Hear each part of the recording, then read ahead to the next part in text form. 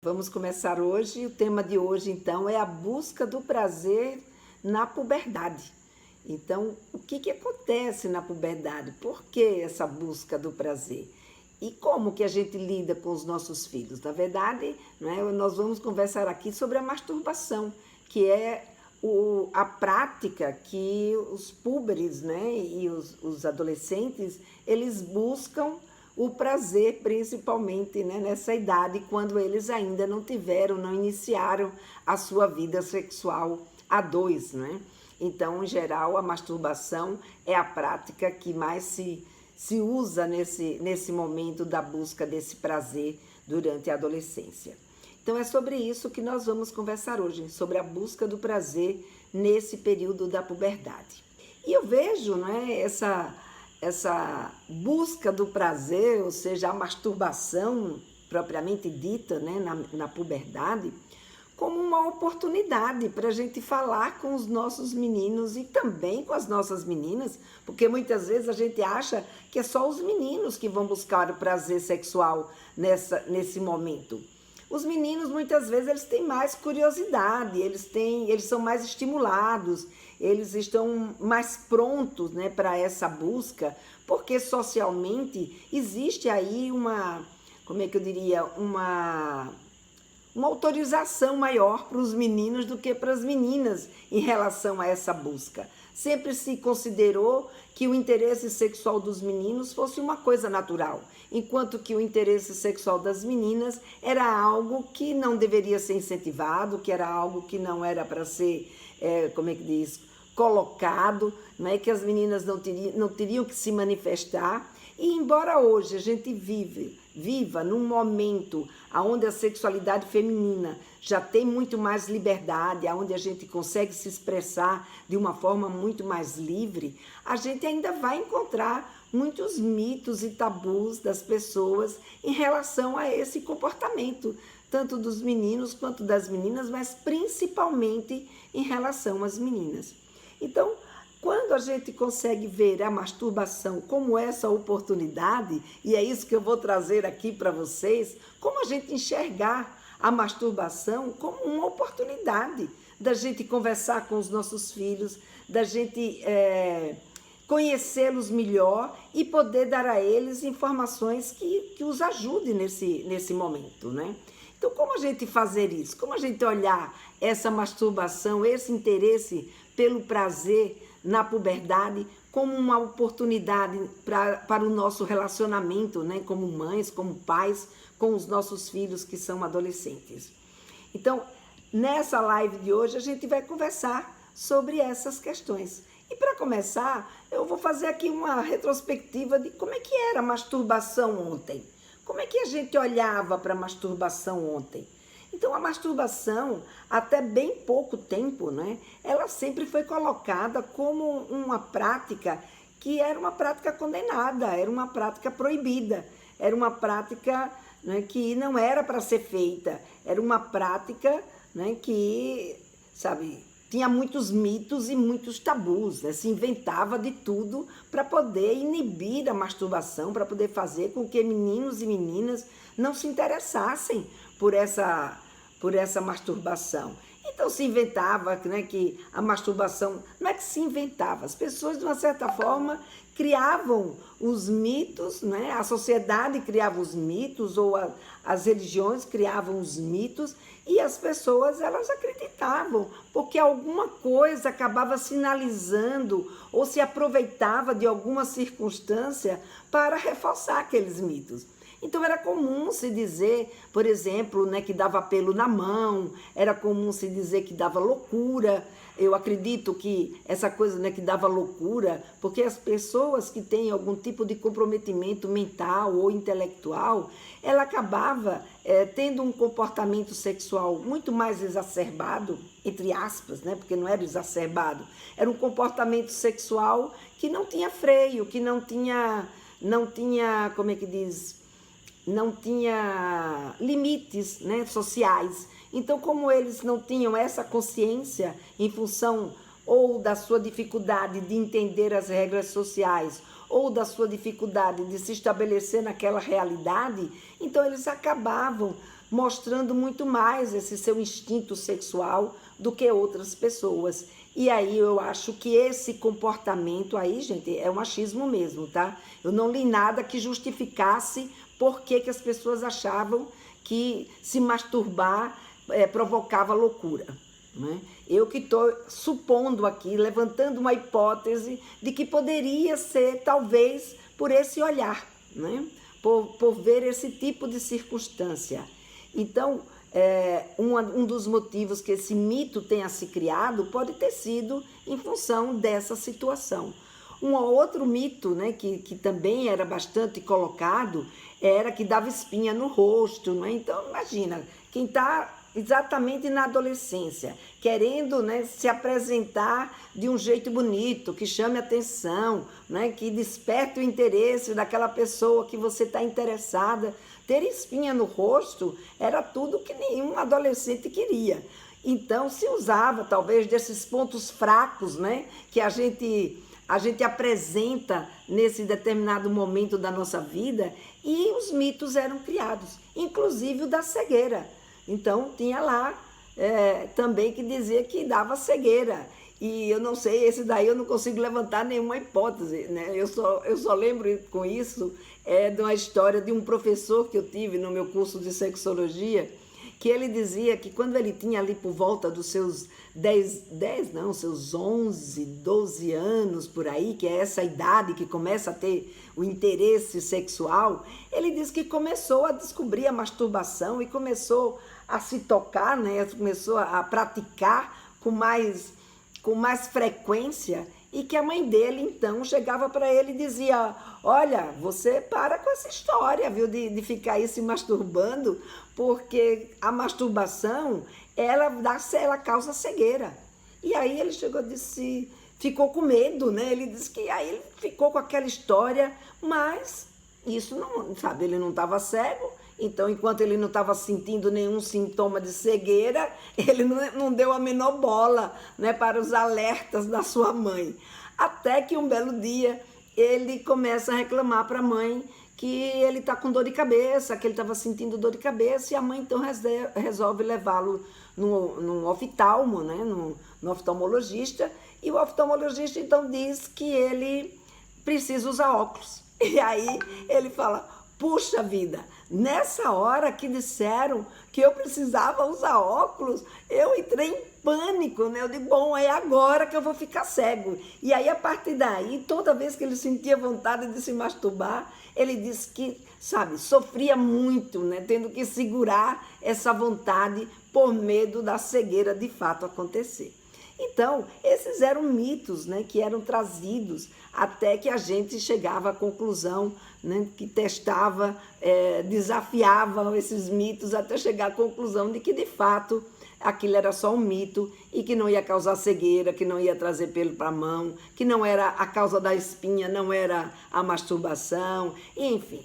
Até, para você ver, até bem pouco tempo, em 1994, né, existiu uma secretária da saúde lá nos Estados Unidos, que ela foi, foi demitida do seu cargo de secretária, porque ela solicitou que nas escolas, nas aulas de educação e sexualidade, que as professoras, que elas falassem sobre masturbação, que levassem, né, esse assunto para os alunos, que isso fosse uma coisa que fosse debatida com eles, que fosse instruída.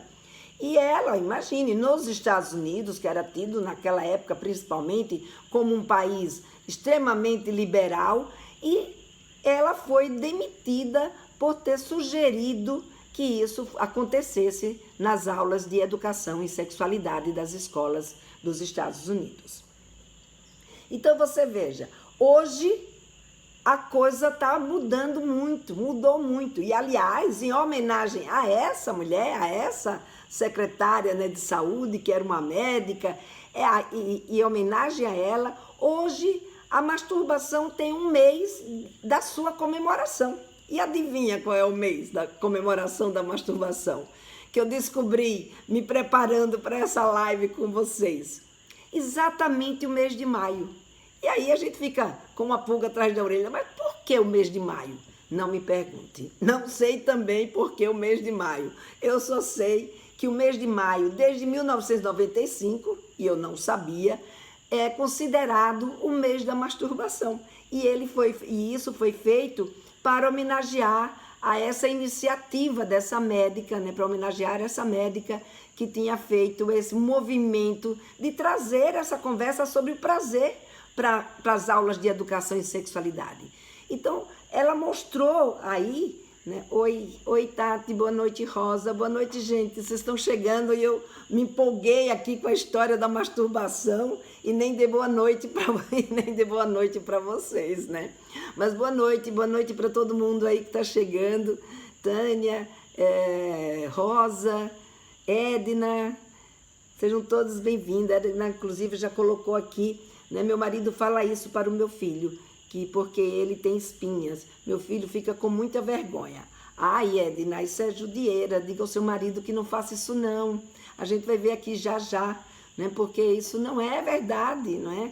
Não é verdade. Então, a masturbação não provoca esse tipo de situação. E isso só vai deixar o seu filho constrangido. Até porque pode ser que ele nem tenha se masturbado e as espinhas vão continuar aparecendo. E tadinho, ele vai achar que está todo mundo lendo na cara dele, né, que ele se masturbou. E a masturbação ainda não é uma prática assim que as pessoas aceitem com tanta tranquilidade, e muito menos, né, enaltecendo esse tipo de prática. A gente ainda vai encontrar muitos tabus. Embora a masturbação hoje tenha esse seu momento de glória, né? Ou seja, de ter hoje em dia um mês dedicado à sua comemoração, e agora, principalmente, depois do Covid, né? Dessa pandemia, onde os contatos com as outras pessoas ficou muito mais difícil, onde, sabe, quem não era casado, quem não tinha um parceiro fixo, quem não estava convivendo com essa parceria, não tinha como se relacionar com outra pessoa. Então, essa prática, né, a masturbação, ela passou então a ser enaltecida, ela passou a ser recomendada pela Organização Mundial da Saúde, né? Então, uma prática que até então vinha sendo discriminada, vinha sendo condenada, ela passa hoje na pandemia a ser reconhecida como uma prática que faz parte da vida das pessoas, que deve ser utilizada quando se tem desejo sexual, quando precisa aliviar suas tensões, porque ela, na verdade, é uma prática que não traz mal nenhum para a vida da gente. Ela é uma prática que provoca prazer, ela é uma prática que provoca autoconhecimento, ela é uma prática que provoca autoconfiança, ela é uma prática que provoca treinos, né, para colocação, ela é um meio, né, do seu filho treinar a colocação da camisinha. Ela estimula, até dizem, né, não tem nada comprovado, mas dizem que ela chega a estimular o nosso sistema imunológico. Então eu acho que agora, em épocas de pandemia, está valendo tudo, até se masturbar. E se masturbar passou a ser, então, visto com outros olhos, visto com um olhar, né, pelo menos em relação aos adultos, como algo que faz parte. E as lojas, né, que vendem aí os brinquedinhos, principalmente os vibradores, elas que o digam, o quanto que cresceu durante essa pandemia a procura pelos vibradores. Inclusive aí tem vibradores de todo tipo, que as pessoas falam as mil maravilhas, que ninguém pode deixar de experimentar. Os casais passaram também, não é, a brincar mais um com o corpo do outro, utilizando também brinquedinhos. Enfim, o que a gente vê é que a prática da masturbação, ela está gradativamente, ela ainda não é, ela está gradativamente sendo vista e sendo colocada na nossa cultura, não é, como algo que é parte, não é? Já é um grande alento, não é? Não é só a relação sexual que é da natureza humana. A masturbação também é da natureza humana. A gente também vai buscar satisfazer os nossos desejos e prazeres através né, do contato sozinho, através da brincadeira sozinha, que é a masturbação. Ou através da masturbação mútua, né, que é brincadeira com mais que uma pessoa. Então, a masturbação, ela passa então a ter um outro posicionamento, né, na nossa cultura. Mas em relação ao adolescente, mudou alguma coisa? Por exemplo, mudou alguma coisa de quando vocês eram adolescentes? Ou seja, vocês observam alguma mudança na forma como a masturbação ela era tratada na sua adolescência e como você trata a masturbação do seu filho hoje ou da sua filha hoje? Há respeito hoje em relação à masturbação dos adolescentes? Quem viu alguma diferença, quem vê que isso está acontecendo de uma forma diferente, coloca aí para mim nos comentários. Se sim, sim, se não, não. Coloca aí para eu ir sabendo o que se passa, como é que vocês estão vendo. Né? Por exemplo, se vocês não sabem dos outros, né? Como você vê essa possibilidade ou esse fato da masturbação existir na vida do seu filho, da sua filha. É diferente de como foi tratado na sua época, que você era adolescente, né, a masturbação? Edna colocou aqui, e eu já falei para ele que isso não é verdade, para ele não se preocupar com isso. Ai, que bom, Edna, que você conversou com ele. Mas é importante que o pai confirme isso também, tá, Edna? Porque a gente fala, mas quando há uma discordância de opinião, sempre fica, né, uma dúvida pairando no ar.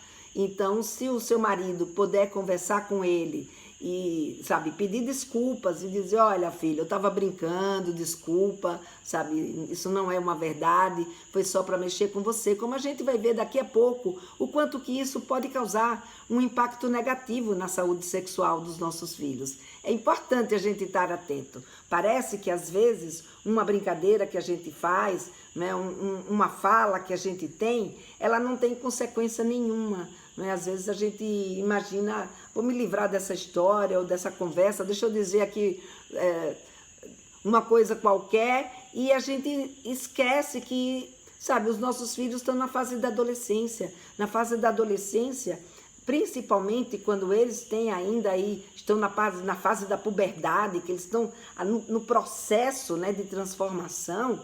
Nesse momento, é muito difícil deles conseguirem analisar e saber o que é verdade e o que é mentira, né? Ou o que é verdade e o que é brincadeira.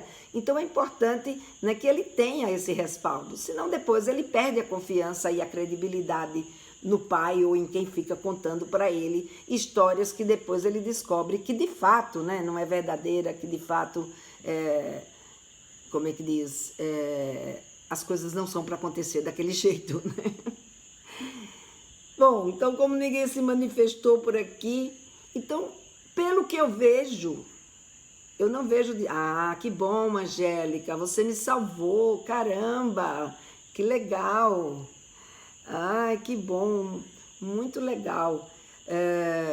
Eu não vejo diferença, tudo parece muito velado ainda. Exatamente, Angélica. Eu também não vejo muita diferença. Claro, a gente vai ver uma família ou outra que já, dos meninos principalmente, já até se aceita, mas se aceita entre aspas, como eu vou contar uma história daqui a pouco. A gente já chega lá para a gente entender o que é isso que eu quero dizer, né?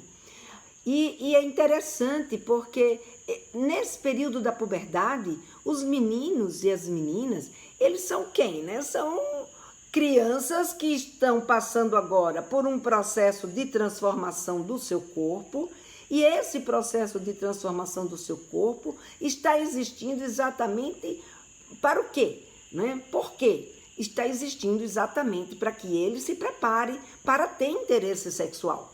Porque a natureza fez da gente pessoas sexuadas, pessoas que precisam sentir desejo de querer fazer sexo, pessoas que aprendam a fazer sexo. E nesse momento da puberdade, é o momento que eles estão passando por essa transição, ou seja, por essa transformação do corpo dele, para que ele, daqui a pouco, lá por volta dos seus 13, 14 anos, ele esteja pronto para começar a se exercitar sexualmente. Mas é óbvio que eles não vão esperar até os 13, 14 anos. Muitas vezes, antes disso, como eles já sabem que isso existe, eles acabam buscando, né, já entrar em contato com o seu corpo, até porque antes disso, quando os hormônios começam a surgir, esses hormônios começam a provocar estímulos. Começa já a fazer o seu filho e a sua filha a perceber que o que eles estão sentindo agora em relação a esses estímulos já não é mais, né, uma cosquinha e uma coisinha que daqui a pouco dá e passa. Não, é algo que começa a mexer com eles, começa às vezes até a incomodar, se eles não sabem como lidar com essas sensações que estão aparecendo no organismo dele. Então, nesse momento da puberdade, é um momento que a natureza fez com que a gente passasse a se interessar por essas sensações e a desenvolver uma condição física para receber essas informações. A Rosana colocou aqui, né, que ela tem um menino de 13 anos e é que ele fica horas no banheiro. Falei outro dia, faça o que quiser no banheiro, mas sem o chuveiro quente ligado. Por favor. Sim, aí é uma questão, né, da gente adequar como é que diz? Adequar os comportamentos, né? Então a gente precisa ver que ficar com o chuveiro ligado, o chuveiro quente ligado, é um gasto de água e um gasto de energia. No momento em que o mundo, né, precisa poupar água e energia e o nosso bolso também. Então é importante a gente explicar para os nossos filhos o porquê, né? E a gente precisa ver aí, Rosana, porque a gente vai e coloca isso e a gente acha que eles estão vendo e entendendo pela mesma ótica, né, que a gente. E muitas vezes não é bem assim que acontece. Eles não estão enxergando por essa mesma ótica que a gente. Eles enxergam por um outro ângulo, um ângulo da experiência deles, da ânsia deles, né, e do mundo que ele consegue enxergar até então. Então, muitas vezes, a gente precisa explicar. Porque quando a gente explica, em vez de fazer uma colocação assim direta, né, por exemplo, faz isso, mas olha, não me gaste o chuveiro. Então, muitas vezes, ele já vê isso como uma certa reprovação, às vezes. Pô, mãe, sabe? Pô, tem que ficar falando isso. Então, muitas vezes, eles não gostam, né, desse tipo de comentário. Então, a gente cuidar para entender qual é o tipo de comentário. Quer dizer, na verdade, não é fazer um comentário, é conversar com ele e, sabe, adequar. E uma vez que ele for demorar no banheiro, ele já sabe, não precisa a gente ficar repetindo toda vez que ele for para o banheiro, a gente ficar repetindo a mesma coisa, porque isso também acaba criando conflitos, estresse que não tem a menor necessidade. Uma vez que a gente explique para o nosso menino ou para a nossa menina, né, quais são as expectativas que a gente tem e qual é a negociação que precisa ser feita, olha, tudo bem, eu sei que você vai para o banheiro, que no banheiro você vai se masturbar, pode ser que pinte, você pode dizer que sei, pode ser que um dia ou outro, você, sabe, te der vontade no banheiro de se masturbar, você se masturbar e explica. Agora, é importante, né, que você preste atenção nessa questão água, questão energia, porque isso custa, porque isso, sabe, tem gasto e a gente passa por um momento que isso não é algo que a gente possa estar desperdiçando. A nossa natureza e o nosso bolso agradece que a gente, né, olhe com cuidado, que a gente tenha atenção a esse tipo de comportamento. A isso a gente chama de adequação do comportamento, de mostrar para os nossos filhos. E quando a gente faz essa educação para eles, que é uma educação que ele se conscientiza do porquê que ele não pode ligar o chuveiro quente, né? Ele não vai ligar o chuveiro quente só porque a minha mãe, sabe, me chamou a atenção. Ah, porque isso aí é frescura da minha mãe, isso aí é chatice da minha mãe. Ah, que bobagem, vou ligar o chuveiro quente. Não, quando ele tem consciência, ele não liga o chuveiro quente. E ele vai, ou nem liga o chuveiro, né? Nem quente nem frio, porque ele tem a consciência, né, do desperdício, ele tem a consciência, né, daquilo que está acontecendo. E é essa consciência que a gente precisa colocar nas nossas conversas sobre sexualidade, naquilo que a gente quer ou não, né, que os nossos filhos façam, a gente precisa fazer a negociação. Porque o falar e o impedir, muitas vezes, ele não é suficiente, principalmente numa hora como essa, né, da masturbação, que você não vai estar lá para saber exatamente o que é que ele está fazendo. Então, a educação baseada nessa tomada de consciência é uma educação que se torna mais eficaz, é uma conversa que se torna mais eficaz. Então, é importante que a gente tenha esse olhar, né, de conversar com os nossos filhos, né, entendendo que essa busca do prazer dele é uma busca natural, é uma coisa que faz parte da vida dele, mas temos que colocar as nossas adequações, né, os nossos limites, caso alguma coisa aconteça que fuja às expectativas, né, ou à boa convivência da família, né? Lena, como devemos agir quando o filho tranca o quarto? O problema agora é que o computador também fica no quarto. É verdade, Angélica. O computador também fica no quarto e eles trancam a porta do quarto. E nesse momento, né, que eles como é que diz? Que eles se interessam, né, pela masturbação, obviamente eles também se interessam, né? Eles também se interessam pela pornografia.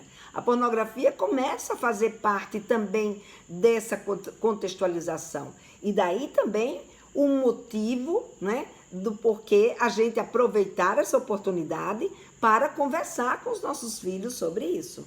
Agora, uma coisa é, seu filho está com a porta fechada. Ele está, por um lado, cumprindo um acordo, né, que é o acordo de que para se masturbar, masturbação é uma prática íntima que deve ser feita dentro do seu ambiente privado, ou seja, na sua privacidade. Então, ele está agindo corretamente, agindo na privacidade dele. Ou seja, ele está utilizando o quarto dele, trancou a porta e ele está lá. Agora, existe uma outra preocupação sua, que é a preocupação, o que ele está assistindo. Será que ele está com o computador ligado? Ele está assistindo pornografia? É uma suspeita que tem seu fundamento. Porque nesse momento que esse garoto ele se interessa pela masturbação, em geral também ele vai começar a se interessar, né, por cenas eróticas. Ele vai se interessar pela pornografia. E aí o que é que a gente vai fazer? A gente vai brigar? A gente vai perturbar a privacidade dele? Vai dizer, não, filho, você tem que ficar de porta aberta, aqui na minha casa tem que ter de porta aberta, ou seja, invadir a privacidade dele? Aí a gente também complica, né, o nosso meio de campo. Então vocês veem que não é uma coisa tão simples assim. Mas quando você consegue negociar e você consegue conversar com seu filho sobre a masturbação e sobre a pornografia, não do tipo proibido, né? Isso aí é proibido, mas do tipo, como eu falei, exemplificando, mostrando, clareando, dizendo para eles o porquê das coisas, fazendo com que eles entendam, que eles tenham, sabe, que eles desenvolvam a sua crítica, né? A sua capacidade crítica. Então, quando você consegue fazer um trabalho de desenvolver essa capacidade crítica do seu filho sobre a pornografia, sobre o comportamento sexual, sobre a forma como se utilizar isso, a forma como se usar esse comportamento sexual, o que vai acontecer? O que eu acabei de dizer. Por uma tomada de consciência, quando ele toma consciência daquele fato, é provável que ele tome muito mais cuidado, ou que ele, de fato, talvez, eu não tenho certeza se a gente consegue proibir ou inibir completamente. Agora, que ele talvez vá olhar isso de uma forma muito mais crítica, de uma forma que não prejudique a sua saúde sexual, de uma forma que não prejudique o seu jeito de olhar. Porque, gente, não se iluda. Não adianta a gente proibir as coisas. Quando você proíbe e só funciona a proibição se você estiver ali próximo ou com possibilidades, né, de controlar aquela proibição que você fez. Se por um acaso existir uma circunstância que você não vai poder estar ali para fazer cumprir a sua proibição, é muito pouco provável, não é, que a pessoa, que esse garoto ou que essa garota, ela vá obedecer simplesmente por obedecer. A não ser que ela tenha, de fato, uma consciência, né, do castigo que ela vai receber, ou sei lá o que, né, que vai ser feito caso ela não obedeça, caso ele não obedeça. Agora, eu, em toda a minha vida profissional, como mãe, a forma que eu vi funcionar é quando a gente senta para conversar e, em vez de brigar, a gente faz essa conscientização. A gente conversa e explica para os nossos filhos o porquê. E, obviamente, claro, cria dificuldades para a pornografia, porque, de fato, não é uma coisa adequada para um adolescente, principalmente quanto mais novo ele for. Então, ele não tem condições ainda de estar assistindo. É algo que não é para ser feito. Então, se é algo que não é para ser feito, a gente pode criar mecanismos de proibição, mecanismo de inibição. Mas o caminho mais eficaz é o caminho, Angélica, que a gente conversa com ele. É o caminho, sabe, que a gente tem possibilidade de ponderar e colocar para eles essa situação. Para você ter uma ideia, no meu curso Papo Firme, eu tenho uma aula que é só sobre pornografia. Então, nessa aula, como a gente lidar, né, desde os 10 até os 15 anos de idade. E outro, como eu disse ontem, que teve também uma mãe que perguntou sobre pornografia, é uma aula isso, né? Então, não dá para eu falar sobre todas as questões. Eu posso um outro dia fazer uma live sobre ela, mas ela não está nessa minha programação de agora. Trouxe, assim, né, alguns pontos para a gente abordar durante essas questões. Ai, desculpa.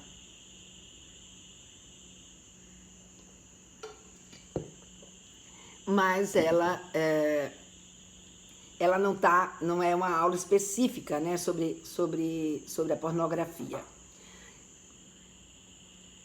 Bom, então voltando aqui, então, quando nesse momento, não é, quando você nessa conversa, você consegue entender, né, o significado desse interesse, dessa busca pelo prazer, e você consegue conversar com o seu filho, você desenvolve o respeito, né?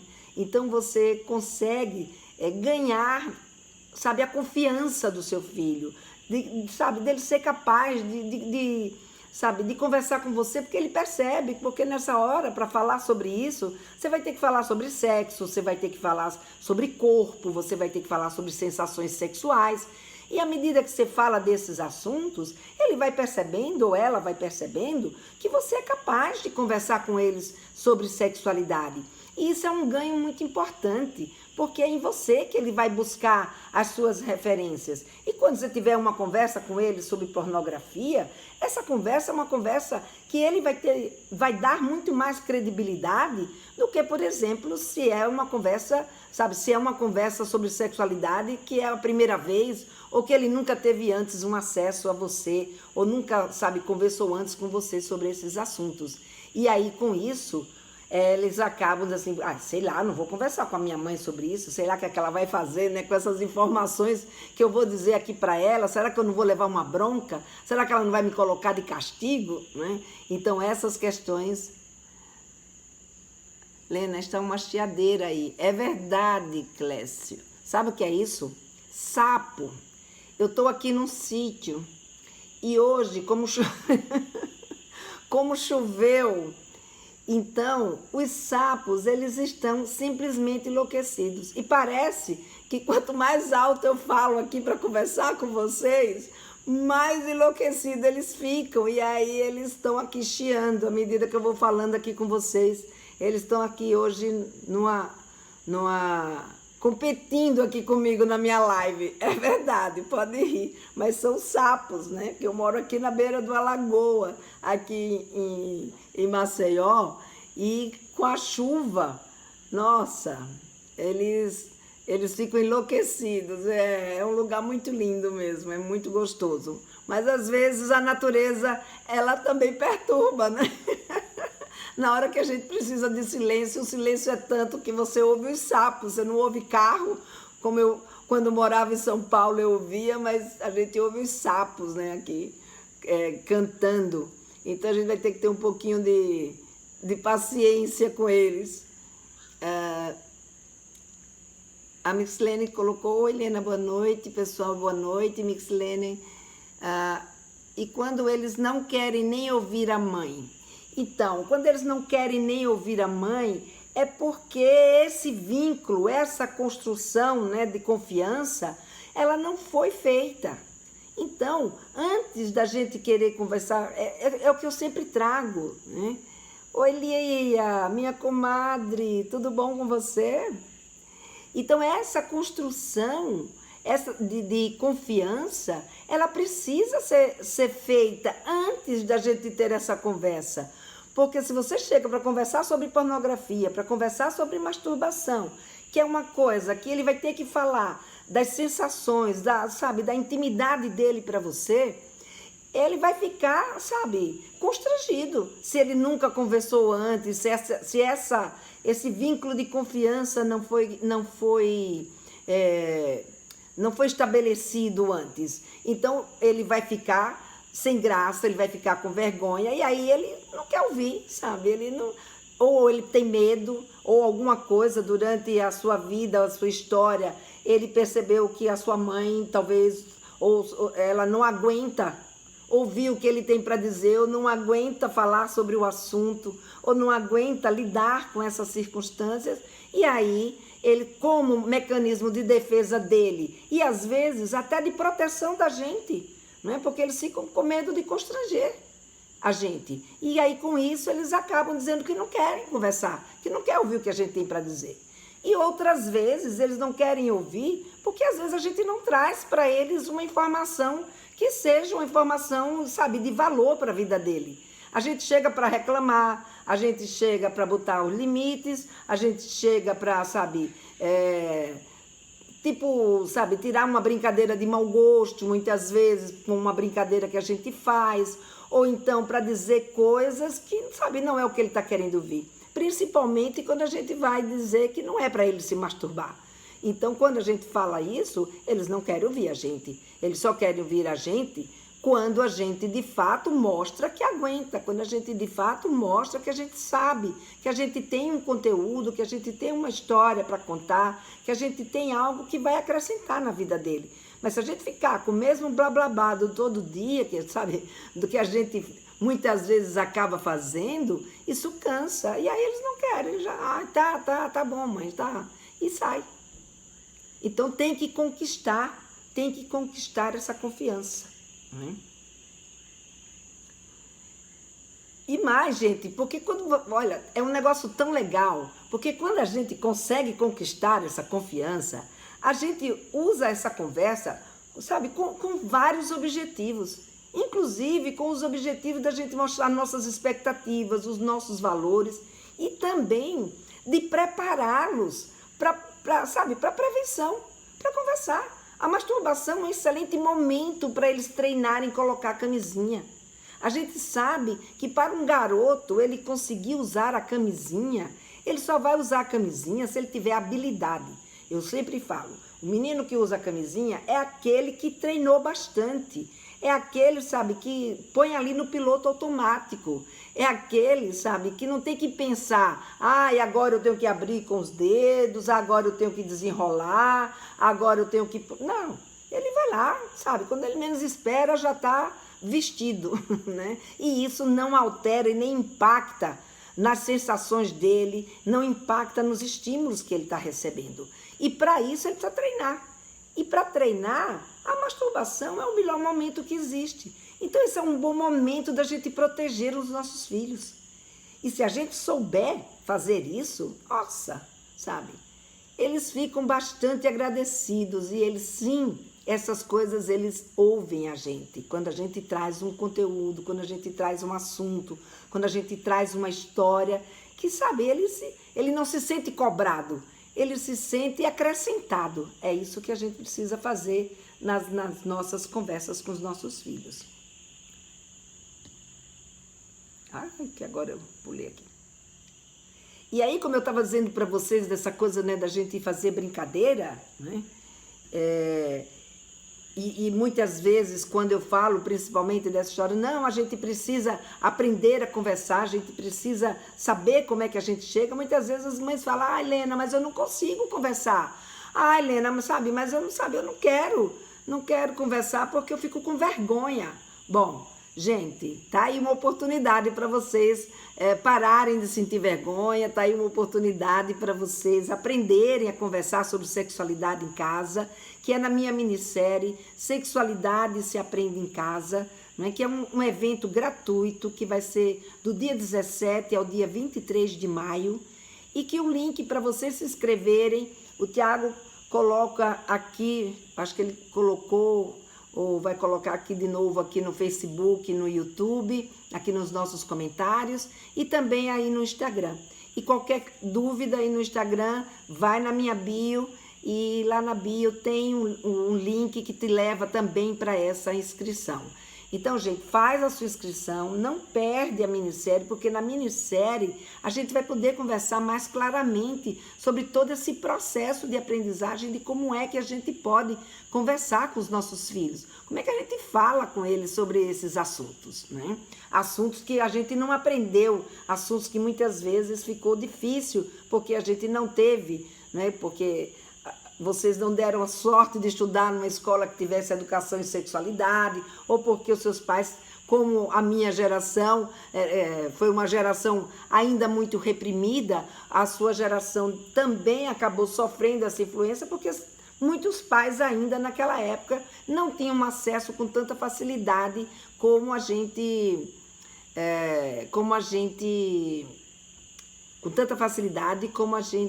encontra hoje. Aqui diz, Cleice, ela é psicóloga para adolescente. Se for sobre mim, vocês estão falando sobre mim? Não, eu não sou psicóloga. Eu sou, na verdade, eu sou enfermeira de saúde pública e sou educadora em sexualidade. Então, eu sou sexóloga, educadora em sexualidade. Mas, para a gente fazer educação em sexualidade, a gente precisa aprender de todas as áreas. Então, a gente precisa aprender de psicologia, a gente precisa aprender de antropologia, de sociologia, de educação, né, de pedagogia. Então, é um estudo, né, muito amplo que a gente acaba fazendo, que muitas vezes as pessoas ficam sem saber de onde é que vem a minha formação. Mas a minha formação inicial é enfermeira, tá? Bom, então eu contei para vocês aqui, usar esses minutinhos, que eu ainda tenho aqui uns 15 minutinhos, tem bastante tempo.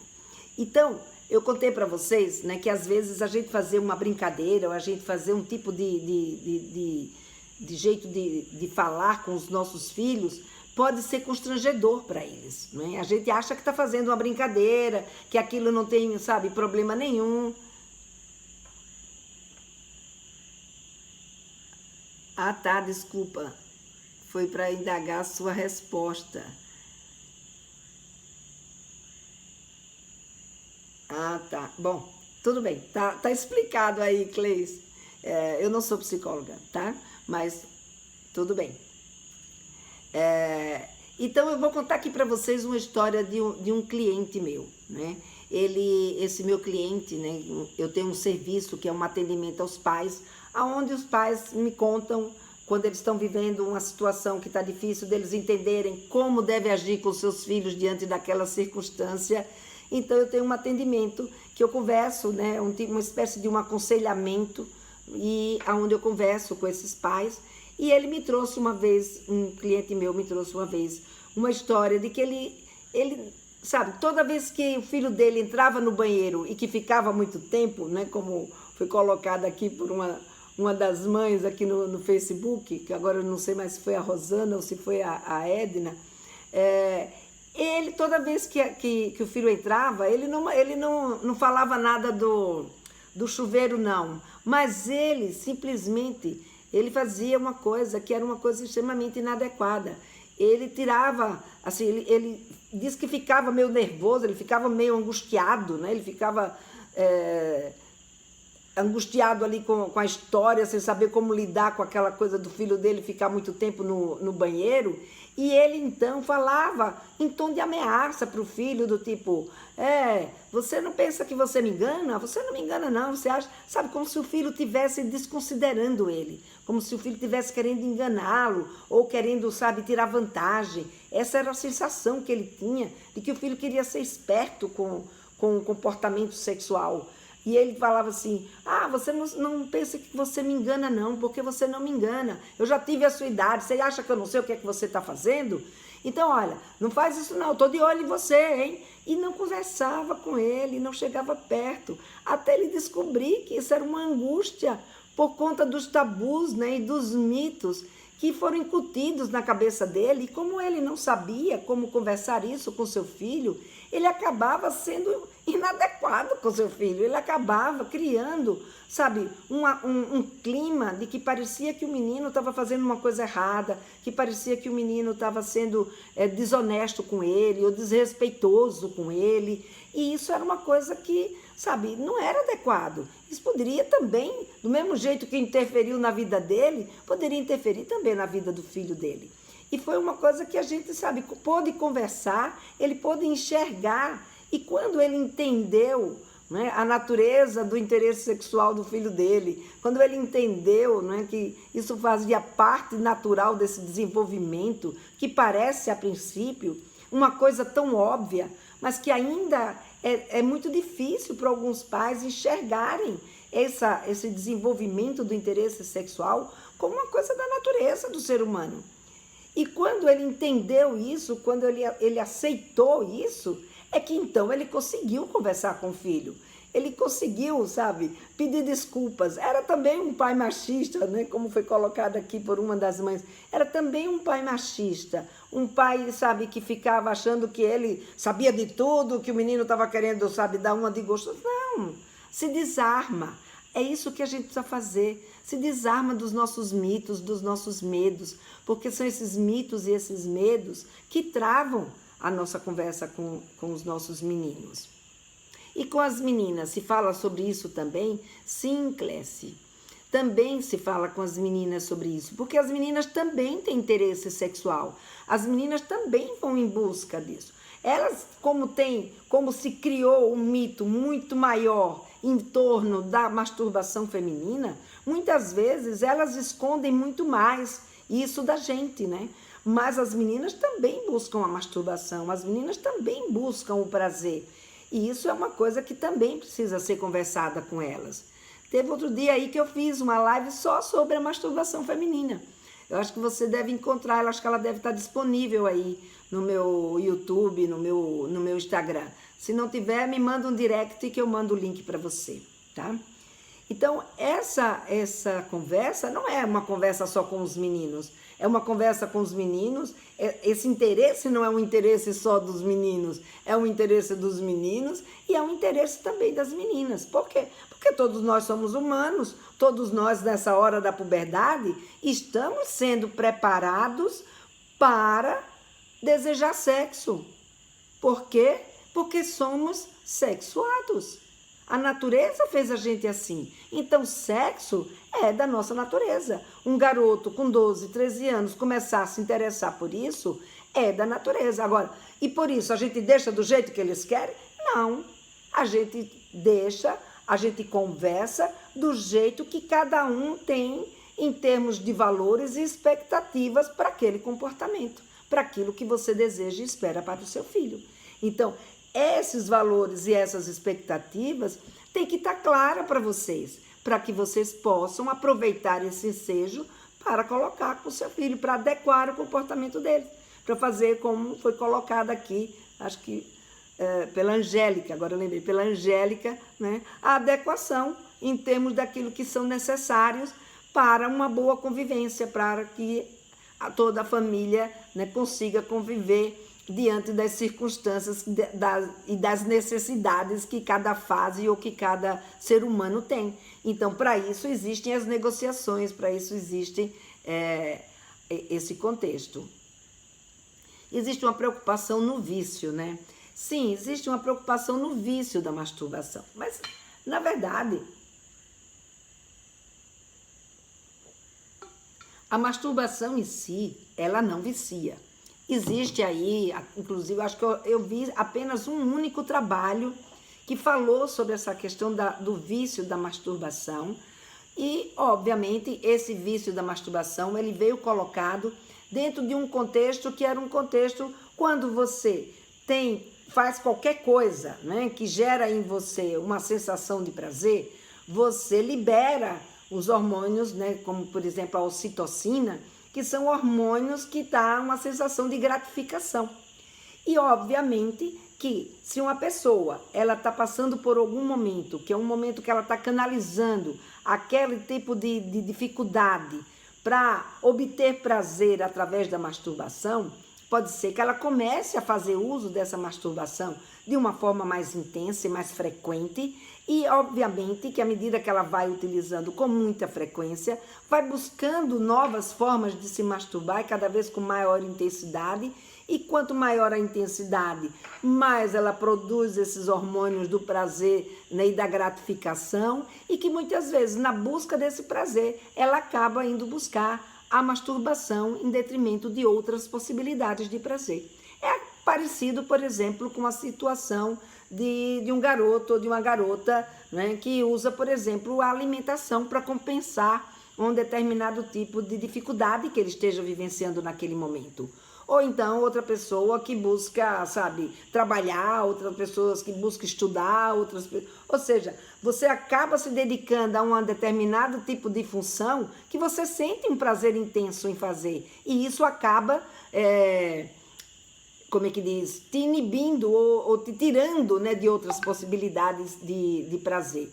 Então, para isso, é importante a gente dar uma olhada, ver o que está acontecendo, para saber o que está por trás, né? Ou seja, o que está levando a esse garoto ou a essa garota a deixar de fazer as outras coisas que ela precisava fazer na vida para poder ficar se masturbando.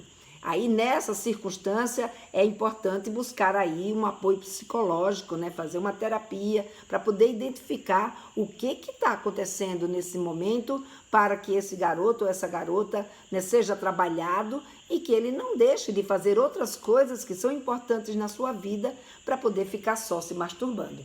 Porque aí essa masturbação ela já não funciona, né, como uma atividade prazerosa, ela funciona como uma atividade compulsiva e isso precisa ser tratado, isso precisa ser trabalhado com eles, tá? Mas não precisa entrar em pânico e nem ficar apavorado porque, ai, meu filho está se masturbando, automaticamente vai se viciar. Ai, minha filha está se masturbando, ela vai se viciar. Não, não é assim. É a mesma coisa, meu filho está comendo, vai se viciar em comer. Não, né? Então, a gente tem que ter aí o bom senso e a ponderação. E observa se por um acaso acontecer essa circunstância e buscar ajuda. Isso não é saudável.